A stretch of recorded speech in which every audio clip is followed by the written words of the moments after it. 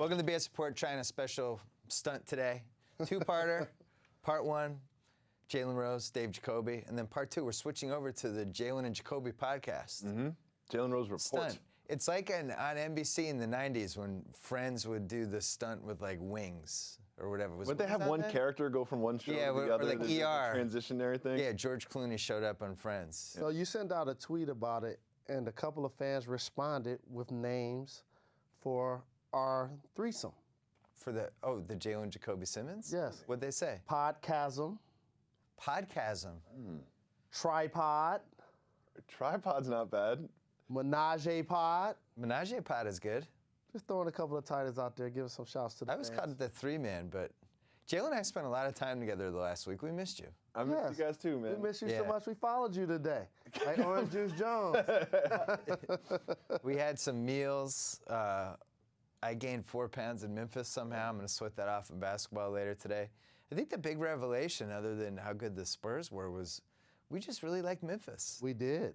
It's a fun city to hang out in for 4 days. I underestimated Memphis. Normally when I went there, it was either for one night, obviously being a road team, or after a back-to-back where you get in late night. So I never really got a chance to venture off, as I like to do. These playoffs, we got that opportunity. Big shout out to Memphis. They really looked after us. Nice compact downtown. When you're on the road, you want the nice compact downtown. So it has that. It's good food. Had a little trolley thing. We rode the trolley. That was kind of fun. We did. It's a walking city. You want to visit walking cities. You want to, well, walking at least in that. And it's like if you go to Boston, Boston's easy. It's like, I could go to these 3 spots and I'm okay. But you go to Atlanta, and you're like, where do I go? Go to Buckhead. Well, where's that? That's 25 minutes from here. And it's like Atlanta has pockets, but I think it's a tough city to go to. And that's a good example because you got downtown, you got midtown, you got Buckhead, you got Alpharetta. But as you just mentioned, in Memphis, everything was kind of in the center radius.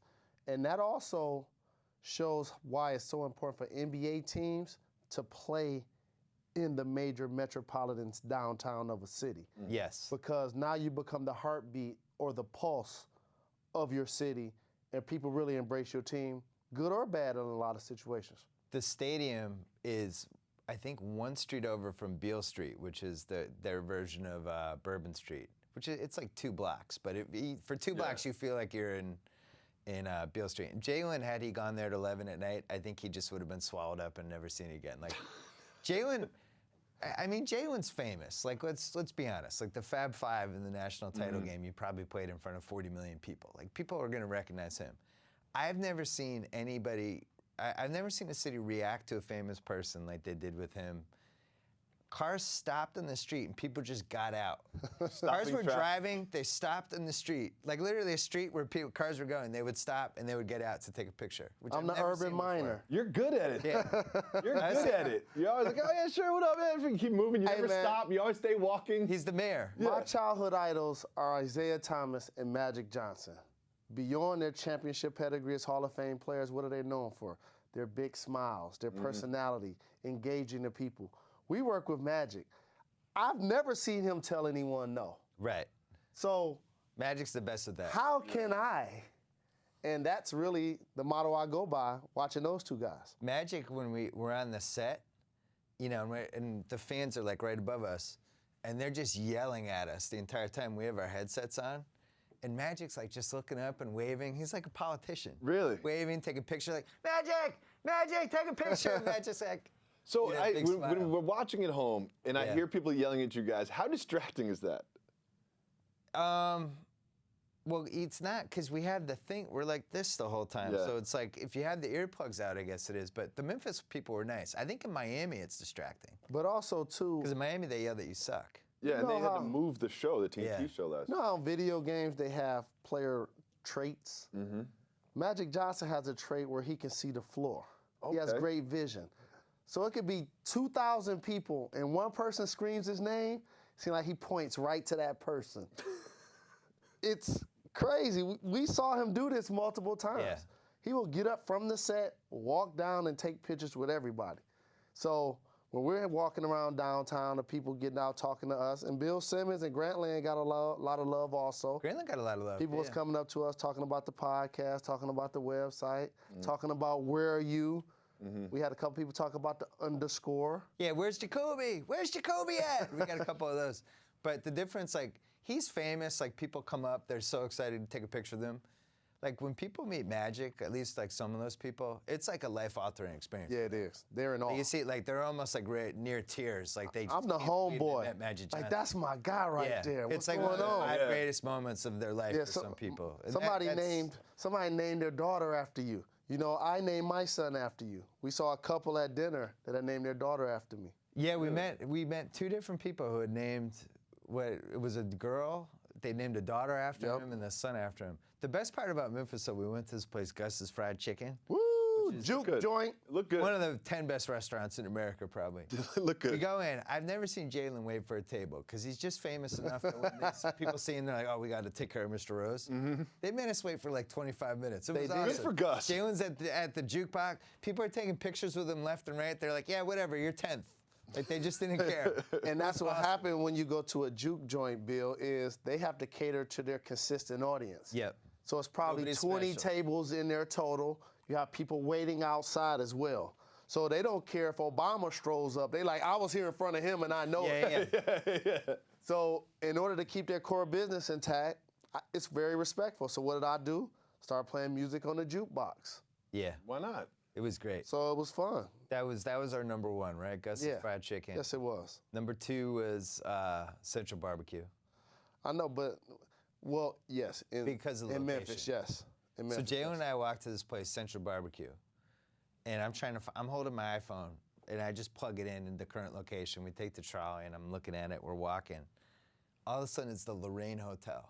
Heart stop. Oh, right. We're like, whoa. And it's like, not only is it the Lorraine Hotel, but they haven't changed it. Like I think at one point they almost knocked it down, but then they restored it so it looked like exactly like it does in 1968. Like it's like basically a historical artifact at this point.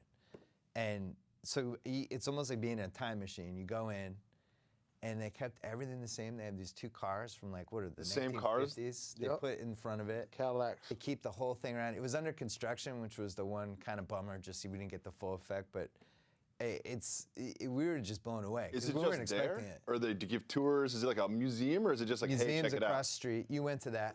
I did. And the thing I was impressed with that we talked about Memphis is you have a horrific incident happen like that in your city. Either you embrace it or you run from it. And for them to keep the Lorraine Hotel intact, to make it an artifact, as you mentioned, to where now it's historical and you can learn, and it becomes a melting pot of so many people actually learning about the situation, learning about Martin Luther King. I got a chance to go to the MLK Museum, watched a couple of videos that were in there. It was a terrific experience. And the thing is, I didn't know that much about Memphis, but I didn't realize like how the effect that shooting had on that city. And, you know, in Dallas, which was also affected by JFK, obviously, but they had the Cowboys. It's a big city. They had Dallas, the TV show. The city eventually had its own identity that went beyond that. And then the JFK assassination turned into something else, and who did it. And then people would go there to see where he killed and figure out if it was Lee Harvey Oswald or somebody else, and that became kind of its own part. And with Martin Luther King, none of that stuff happened. It was just like this sad, somber place. And what we found out was like, you know, at one point they almost knocked down that hotel because Memphis just wanted to get away from it. We got to move on. We got to get away from this. And then a lot of people fought to keep it. And now they've kind of embraced it. But I think from what people we talked to, stuff we read, like the shooting kind of set the tone for how the city thinks about stuff. Like even we were at Game 3, right? Great crowd. They fall behind, and the whole crowd got tense. Like it was like, oh no, something bad's gonna happen. And I think it starts from that shooting, and it's just that mindset they have. It does, and the people of Memphis do a great job of making you feel welcome. And when you're at the Lorraine Hotel, when you're at the MLK Museum, that's just not Memphis history. That's American history. Right. United States history. It's probably one of the 5 most famous spots in America, right? No doubt about it. And I went there specifically because I felt like it was going to be a long series at first. So when we went to one day, it was closed. We were like, oh, we'll go later in the series. But when I realized it was going to be a sweep, I went on the morning of Game 4. And I always fancied myself as, being someone that was politically conscious, socially conscious, and it really heightened my antennas to want to do more, to want to be more responsible, to make sure that I didn't take any opportunities for granted, because the sacrifice that Martin Luther King made for this country, and so many people got a chance to benefit from that. Us just sitting here doing this podcast right now, just us having this interaction, knowing in the mid-'60s, this was something that would be considered taboo in our country. It was really a humbling experience. And I think the Grizzlies, who had this identity, which I knew just from reading about it, but it was different being there. It's like grit and grind. Yeah. And all these different T-shirts, and it was all the same thing. We don't bluff. Believe in Memphis. Whoop that trick. Yeah, it was all this stuff. And you come to find out, like, Zebo and Tony Allen are the two key guys, because these are like these resilient blue-collar guys that they don't try to pretend to be anything other than they are. They're I would say culturally, if you're looking at, like, let's put Matt Bonner all the way over here and Tony Allen and Zebo all the way over here, they're probably way over here on that side, just the way they grew up, the experiences they've had. And their style of play. And their style of play, which you look at Zach Randolph, he's built like the Michelin Man. Right. Doesn't really get off the floor, doesn't really chest thump.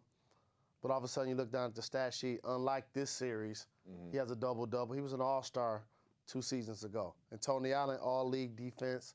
And there's a fearlessness, a little crazy. Yep. Crazy glue. Yeah, he called him crazy. You're not going to see him on SportsCenter because he'll bump into you, miss a layup, get the rebound, and then put it back. And that's not making SportsCenter. But they love those guys. Yep. Those are their guys. And it's like they've kind of come to epitomize the city, which I never totally made sense to me until I went. And also, it's a very unassuming city that they're just nice people. I don't think we did that graphic of best moments in Memphis sports history. It was amazing. 5. It was only like 5 moments in 40 years. The Lennox Lewis Mike Tyson fight was like the most famous moment in the history of Memphis, just from a sporting event that happened there until Game 3. They just haven't had a lot of good luck. Nashville gets a lot of like the music city stuff in Tennessee, and I think Memphis kind of gets swept to the side as far as music is concerned. And one thing about Tony Allen's game also, and Avery Bradley of your Celtics is going to have to fight this. Sometimes when you're a defensive player, and that's how you make your bones. They have quick hands. They have strong hands. They play 94 feet in a lot of situations. They have terrible touch around the backboard. Bad layups. Like, they might as well be playing with boxing gloves on. Mm-hmm. Like, when you see him missing layups, it's because he has concentrated on using those hands in other areas. Before the game, I saw him warming up with a medicine ball. Like, I would have been actually shooting a basketball. Yeah, how about practicing some layups? Why was he warming up with a medicine? Was he shooting with it? Because there's a different mentality when you play with skill, to your point about Zebo and Tony Allen embracing the city, and how I would have tried to been shooting touch shots, flip shots, jump shots, versus Will. He's there with a yellow medicine ball, throwing it off the backboard. He's preparing like a boxer. Correct. We had at the end of Game 3, he got mad because they took him out in an offense-defense in the last play, and our set was over where their bench was. He walked all the way off the court. I just thought he left the game for a second. Came back, sat on the scorer's table, did the whole pouting thing. Sat in the front row. Yeah, Jalen didn't like it. So we went to the shoot-around the next day, and I see Tony leave, and all of a sudden I see Jalen walk with him, and he did the big brother. No, you didn't. Yeah, he did. He laid into him. The NBA is a fraternity. I get that, but and that's one of my brothers. No, he's known Tony Allen forever. That comes with it, Jacoby. Just tell me how this works. Yeah. I'm not an ex-NBA player. How do you even get access down there? You just walk over and say what's up. No, we were there pressed, but when he saw Tony, and Tony was pouting in the shoot-around, that's when. So take me through the story. Yeah. Well, tell the whole story. When they finish practicing, there's always a media scrum for the obvious guys that are there to talk to certain players. Mm-hmm.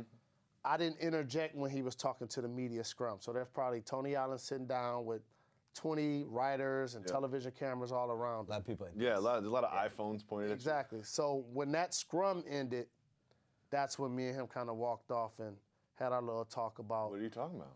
Really just finishing the right way. You know, like. You laid into him a little bit. He's about to be a free agent. He's a champion. He's one of the leaders of the team. Lionel Hollins is also a free agent. He's all NBA defense. I think you not only owe it to Lionel, but you owe it to your teammates, but more importantly, you owe it to yourself. I know you're frustrated. but go ahead and do what you can. You guys are kind of losing to a better team, but don't allow your attitude or your effort to waver. And also, FYI, they're playing 12 feet off you. In the words of Jalen Rose, you are open for a reason. Yeah, yes. So there was a point in that game where he had double-figure points.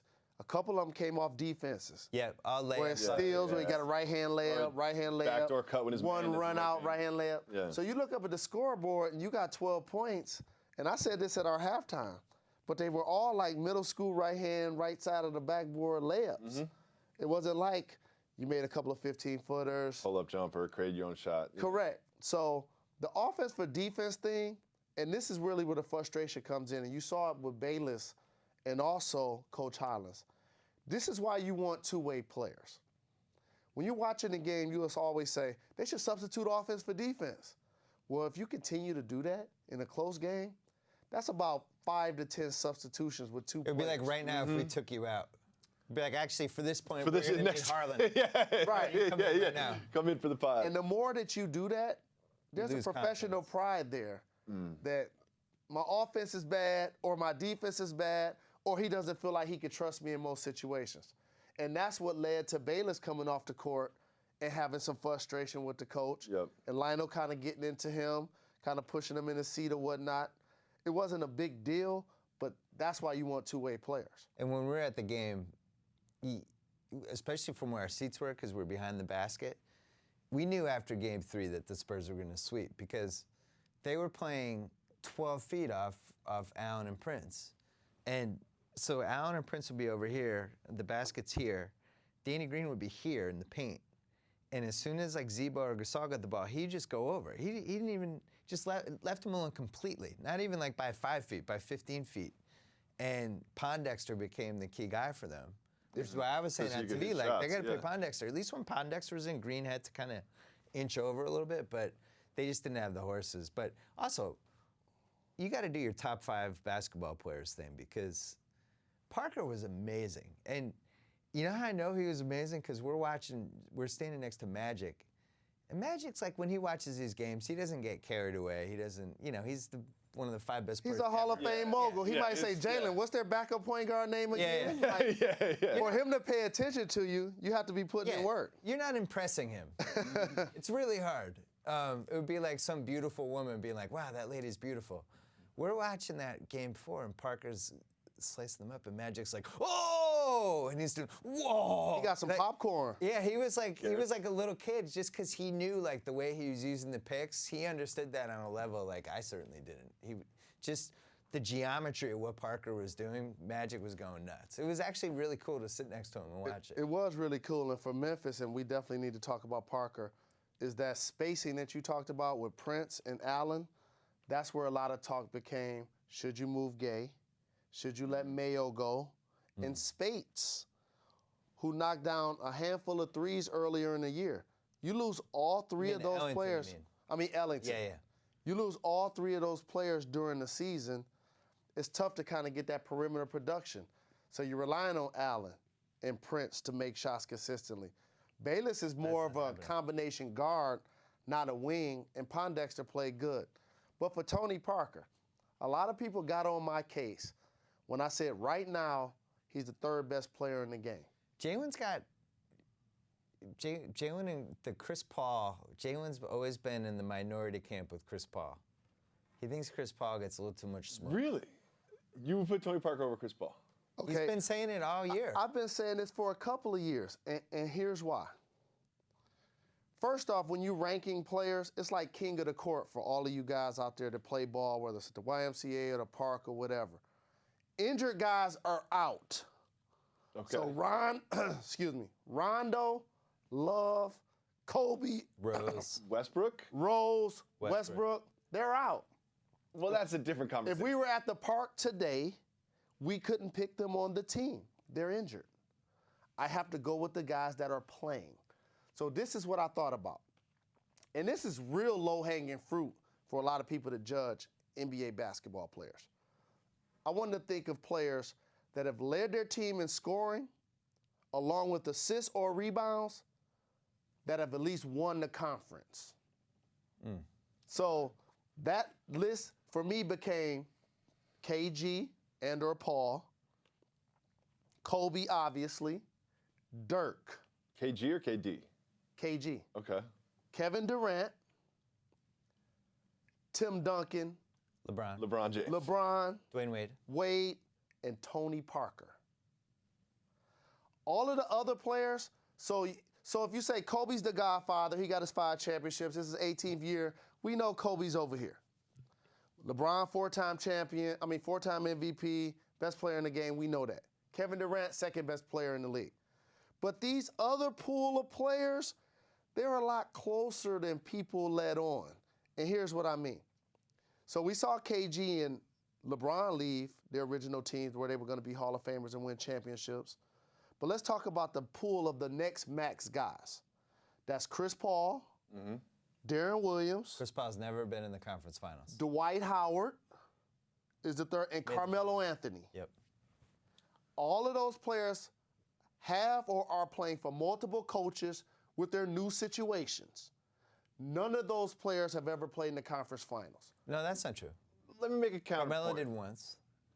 The NBA finals. None of those players. Dwight Howard did Dwight Howard was the only one. Right. Let me make a counterpoint. And he's on the points and rebounds list also. Yeah.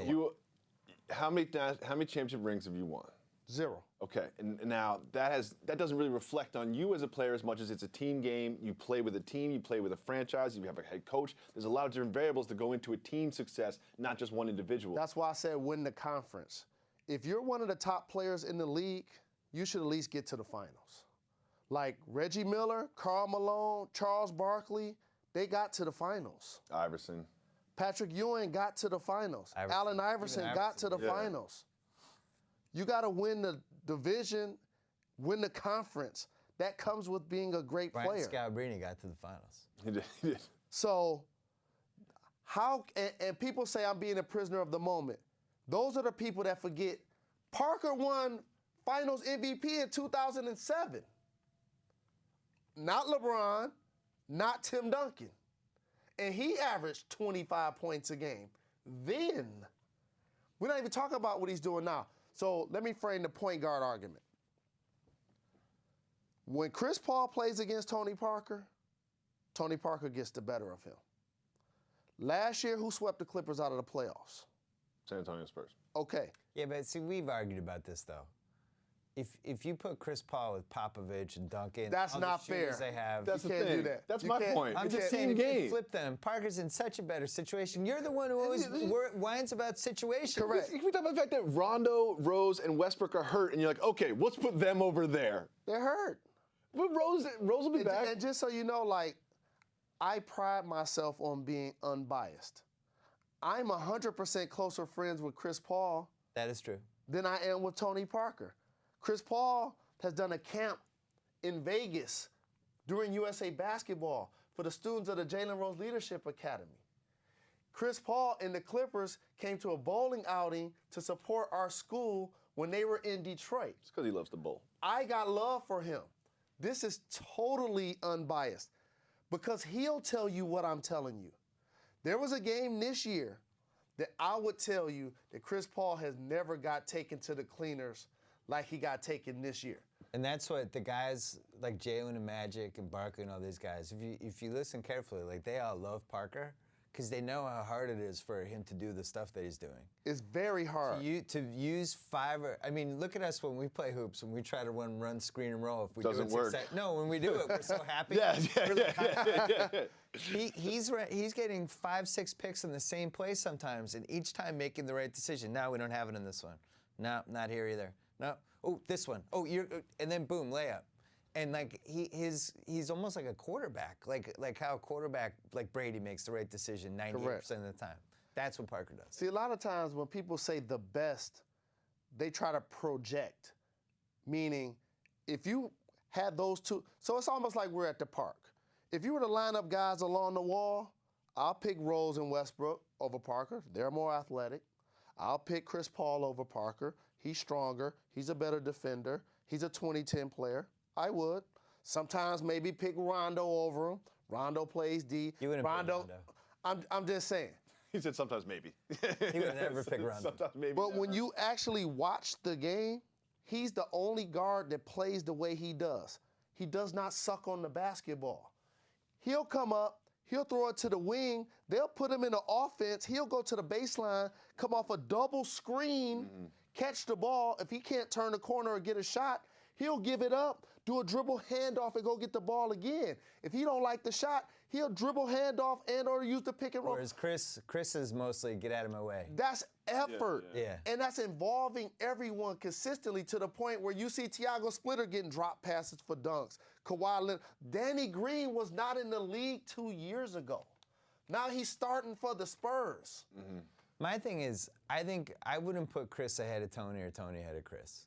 I think Tony's in a better situation. I think if you put Chris in Tony's situation, you'd get right around the same results. You might even get a tiny bit better results. And this is where the player in me comes out.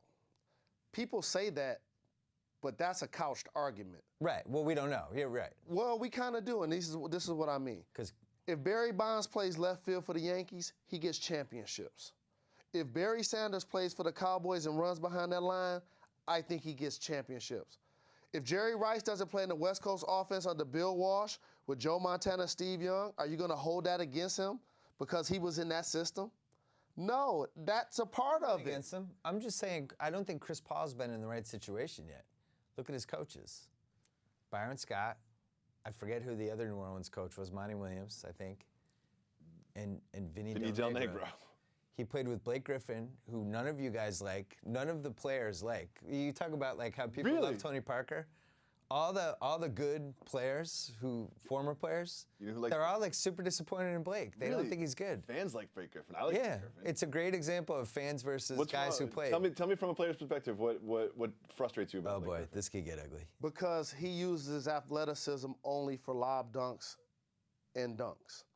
When the last time you see him jump up and swat somebody out of the air like you see LeBron James on a chase down block? Don't see that very often. When the last time you see him grab 20 rebounds? Reggie Evans had multiple 20 rebound games this season.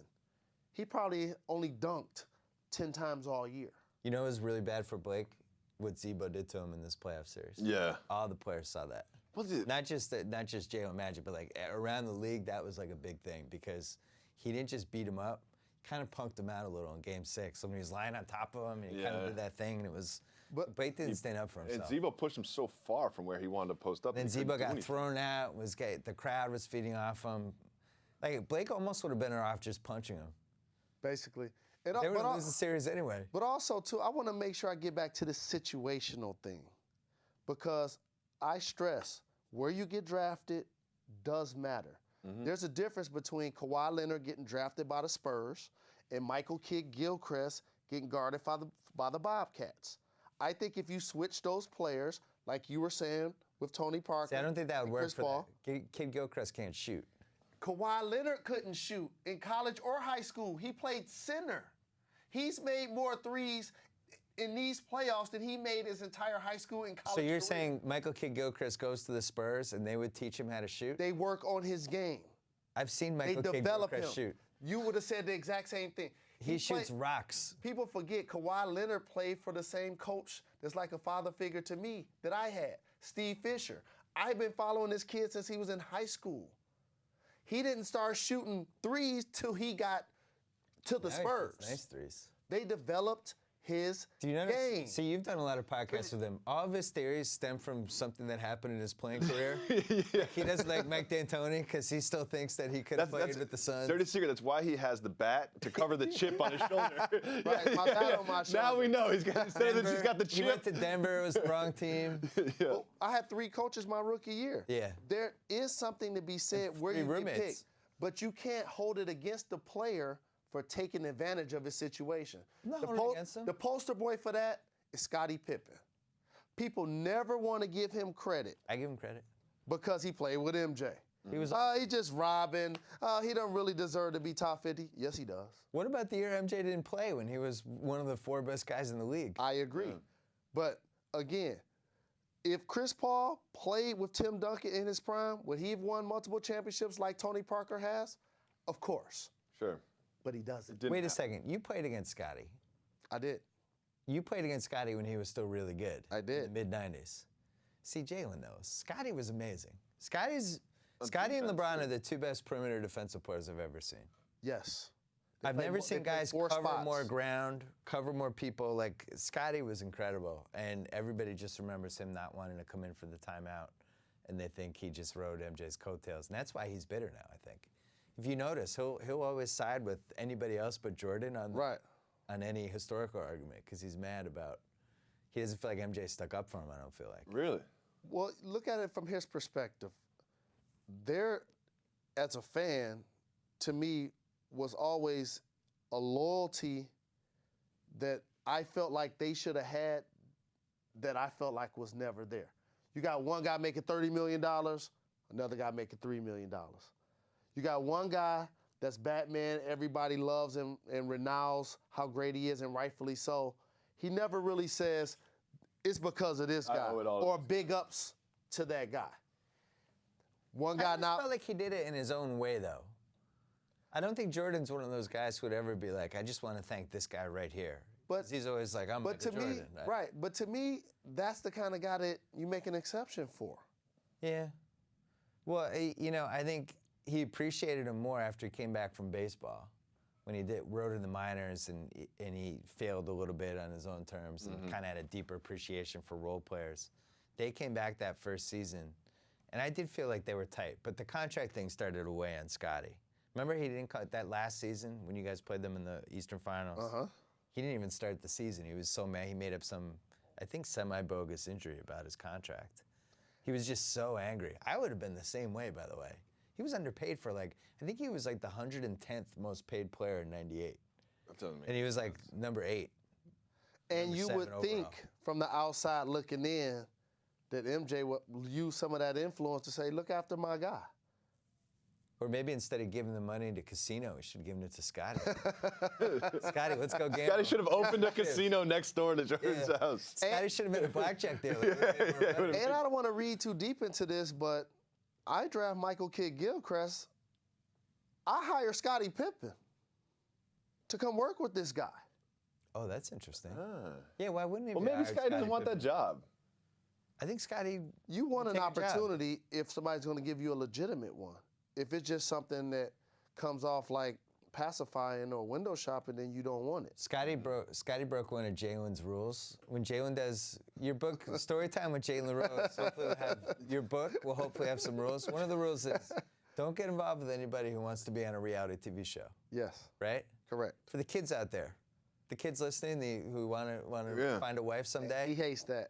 What? He loves reality shows. Oh, I love but I don't want to get involved with it. I don't want to get involved with anybody that's on one.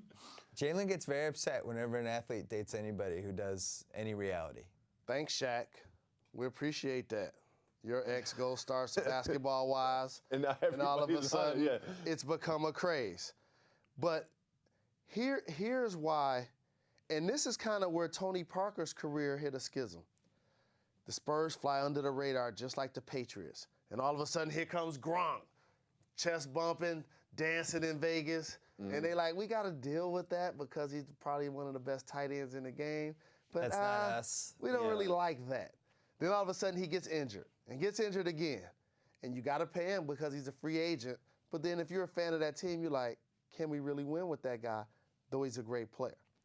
When Tony Parker was married to and dating Eva Longoria, he went from having media following him to paparazzi following him. Being a superstar. And the Spurs intel did not like that.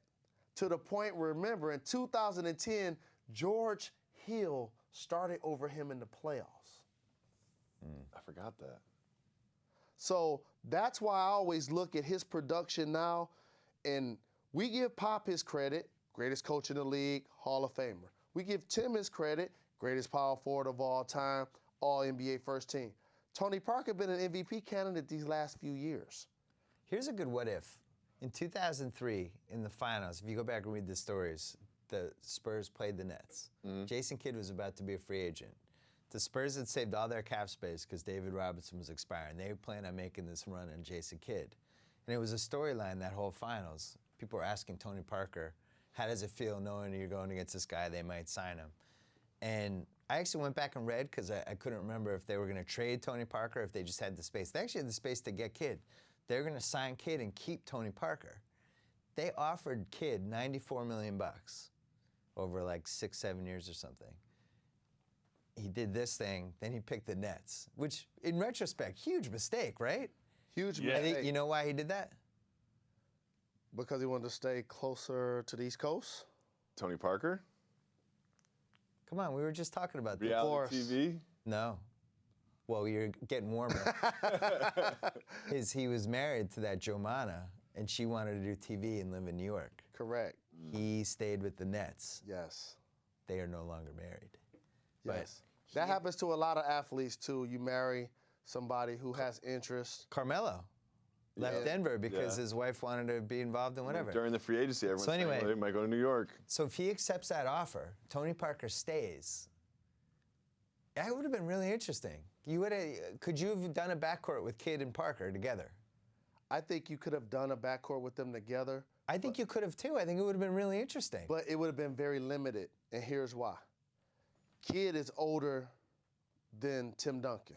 Well, no, but so he was probably like 29.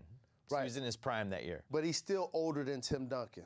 The best thing that the Spurs did that teams like the Lakers did not do, because a team like the Lakers can go buy a team.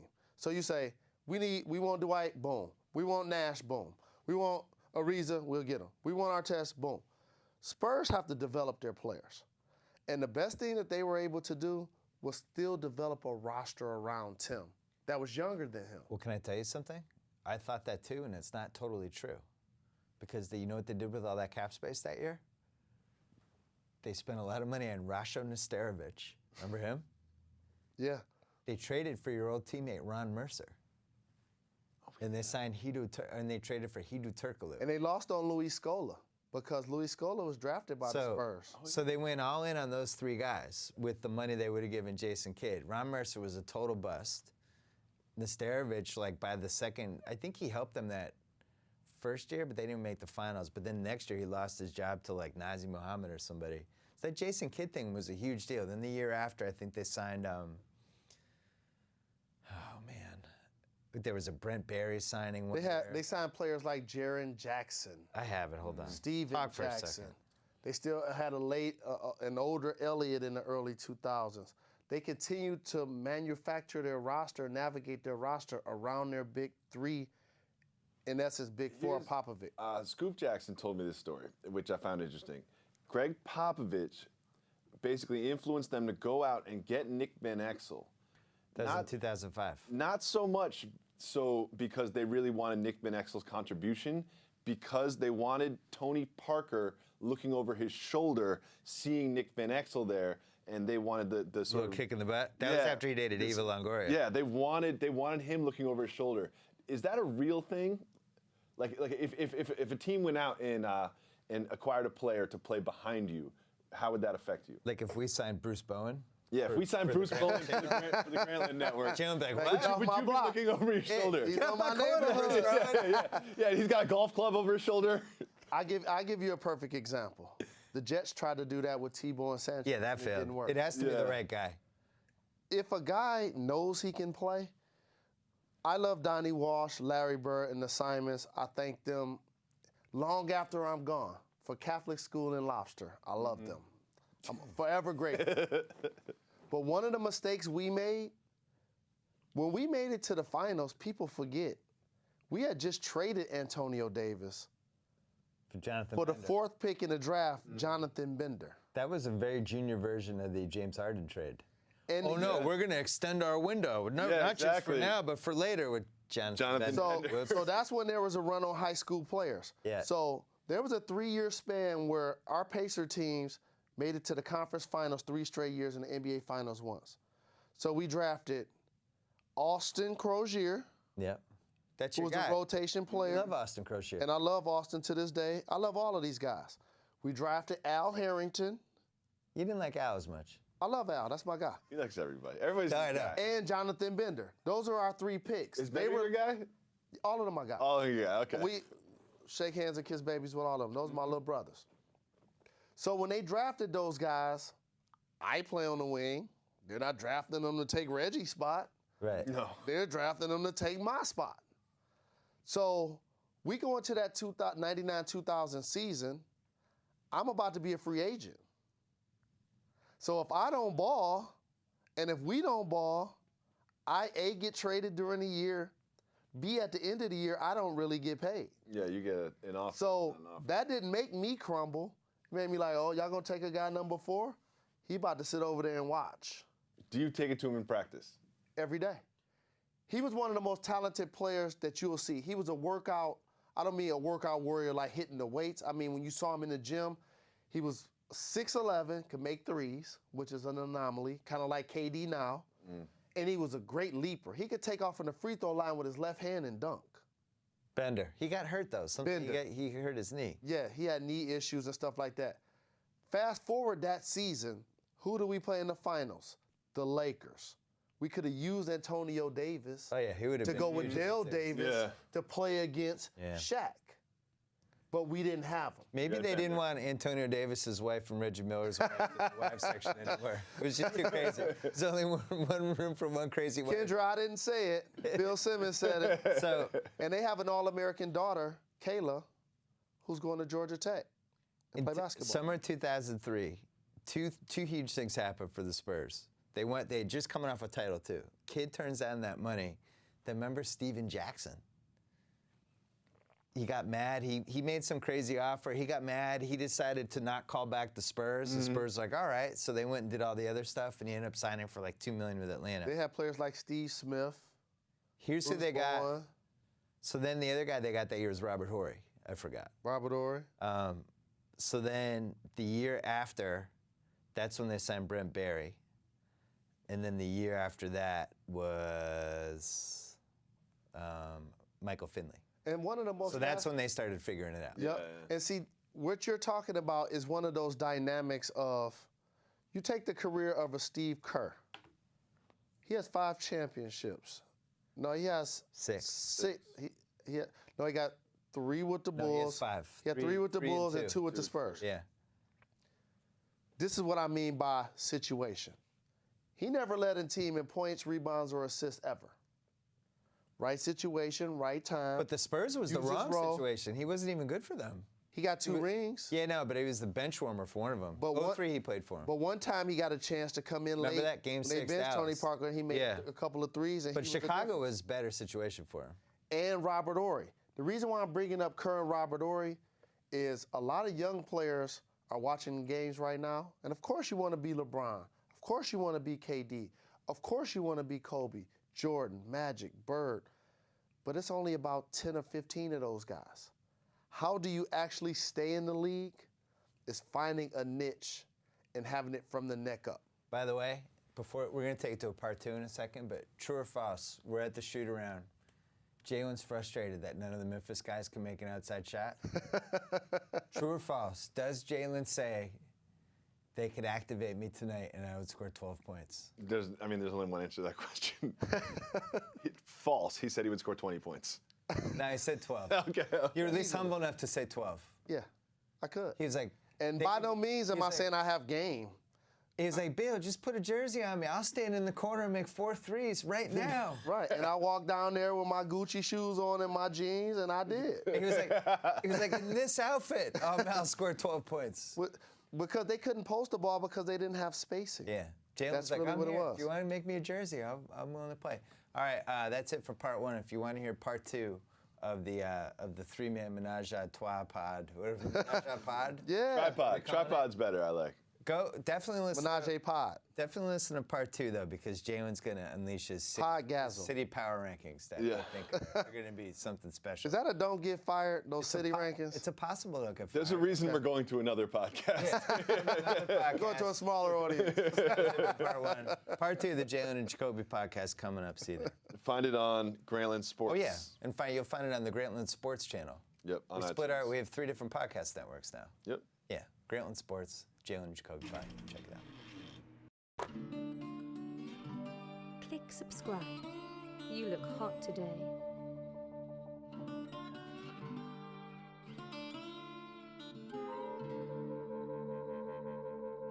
Please stay with me. I'm so lonely.